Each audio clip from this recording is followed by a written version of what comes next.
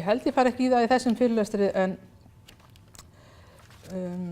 ég veit að Wood gerir það í þessari viku. Hann ætlar að tala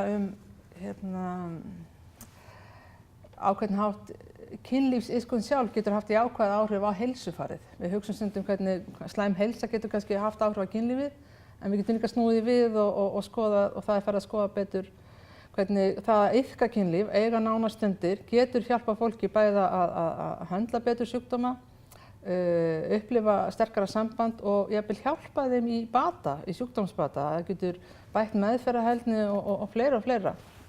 Þannig að þetta finnst mér mjög spennandi svið. En í kynlífsráðgjöfinni, ég ætla að halda áfram, mér hætti svolítið til að fara út á suður. Hvert er fólkið að bak við sjúkdómsgreiningar? Við þurfum að spá í það. Maður fer svona rólega í þessa þætti þegar það á við, spyr til dæmis út í þessa hluti. Og það gefur tónum svona í hvaða átt við förum. Maður getur spurt fólkið eða svona athuga með því hvaða máli skiptir kynlífi hjá þeim, og þá kemur kannski upp ólíkir hlutir. Og hvað finnst þeim vera gott og gefandi kynlíf? Hvernig skilja þau nánd? Hvernig eru þau náin? Hvernig vita þau að þau eru náin? Og fólk hefur bara stundum ekki velt þessu fyrir sér, heldur svona, segir þetta bara eitthvað, en fer virkilega svona að hugsa hvað erum við að tala um? Og hvernig útskýra þau sjálf sínar áhyggjur í kynlífi og vanda?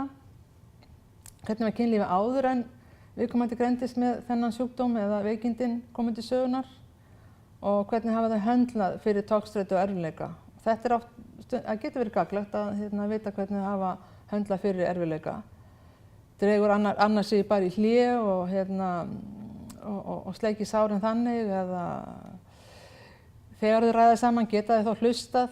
Það er virkilega ofmetið þetta að tala í kynlífi og halda það leysi öll mál.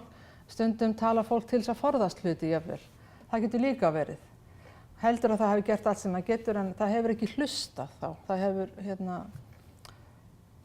það getur stundum alls ekki virkað að tala og halda að það leysi alla hluti.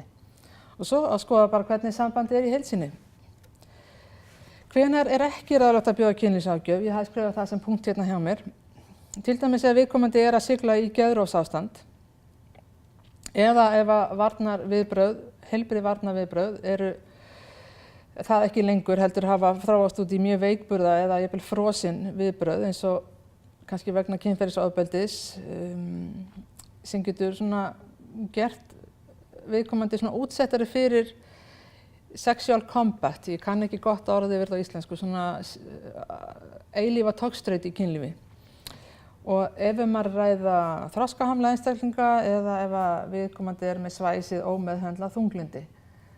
Það kemur fyrir að maður segir við kynlífsráðgjöf virðist ekki vera heppileg núna þessi tímapunkti, ég ráðlegg frekar að takast á við þennan vanda áður en að þú gerir þetta. Vegna þess að þú þarft svolítið sterk bein til að þola mikla nánd, þú þarft sterk bein til að þola gott kynlíf, þú þarft sterk bein til að upplifa þessa berskjöldun sem að maður getur upplifað í kynlífi, í nánu sambandi, í nánu samskiptum.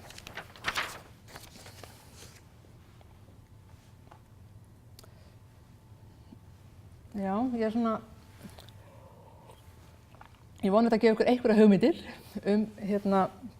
hvað kynlífsráðgjöf snýst eiginlega um.